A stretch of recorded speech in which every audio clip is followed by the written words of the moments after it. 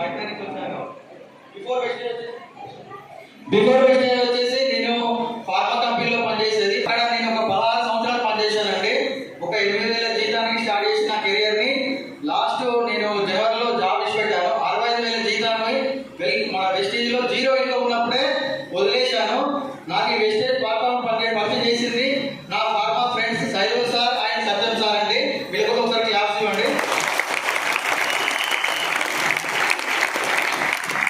నేను జాబ్ ఇచ్చి పెట్టే ముందు నా ఫార్మా కంపెనీ చేసే జాబ్కు వెస్టేజ్ పోల్చుకున్నానండి. అక్కడ పోల్చుకుంటే అక్కడ వచ్చేసి బాస్ ఉంటాడు, టార్గెట్ ఉంటుంది, ప్లస్ మనకు టైం ఫ్రీడమ్ అనేది ఉండదు.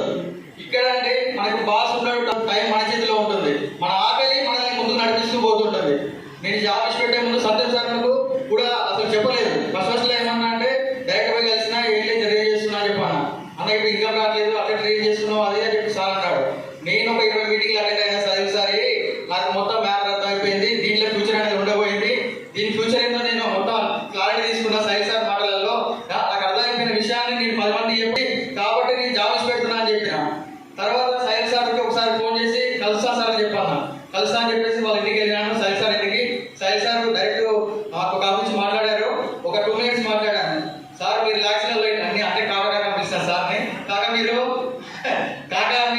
లాక్స్లలో ఇన్కమ్ తీసుకుంటున్నారా అని చెప్పి అన్నాను. లాక్స్లలో నేను ఇన్కమ్ తీసుకుంటు కాదు కాక నాకు తృప్తి అసలుకే లేదు. నేను 35 lakhs నా టీంకి ఇప్పిస్తున్నాను. దాంట్లో నా పాత్ర ఉంది. ఆ పాత్ర అనేది కలిసి దాంట్లో తీసుకుంది కాదా అని చెప్పి అన్నాడు. ఆ ఒక్క మాట అనిపించింది. అరే ఫార్మాలో మనం ఇంతవరకు ఎవరికి ఏం చేయలేదు. మన జాబ్ కోసం మనం పని చేసుకున్నాం, మన ఫార్మా ట్రిప్స్ పోయించిన మంచి మంచి హోటల్లో మనం ఉన్నాం. కానీ మన కింద వాళ్ళు మన తెలుగు ఉపయోగించి ఒక్కరికి కూడా ఏం చేయలేకపోయాం. ఇది అక్కడ ఇక్కడ మన వెస్టేజ్లో అందరికి ఒక్కటి ఉంది. అది నాకు బాగా నచ్చిందండి. నాకు వెస్టేజ్లో ఇప్పుడు నేను